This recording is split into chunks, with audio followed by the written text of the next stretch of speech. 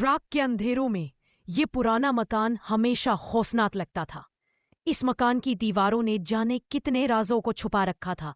आयशा कई दिनों से यहाँ अकेली रह रही थी, मगर आज की रात मुख्तलिफ थी।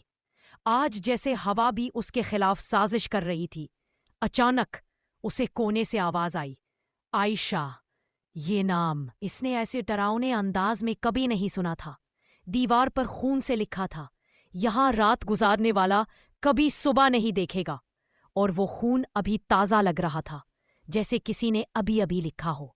अगले ही लम्हे दरवाज़ा खुद ब खुद बंद हो गया और हर तरफ घप अंधेरा छा गया। ऐसा लग रहा था जैसे मकान ने उसे अपनी कैद में ले लिया हो। अंधेरे में कदमों की चाप और ठंडी सांसें करीब आती जा रही थीं। ये आवाज़ें उसके कान के अंदर उतरकर उसकी रूह को मुंजमद कर रही थी। चराग की दोबारा जलते ही वो सामने आ गई, भीगी हुई लाश जैसी, आधा चेहरा जला हुआ और आंखों से सुर्ख पानी बह रहा था। अगली सुबह आयशा का कोई निशान ना था, बस दीवार पर लिखा था, मैं तन्हा नहीं रही। और कमरे में एक औरत की सर्द हंसी अब तक गूंज रही थी।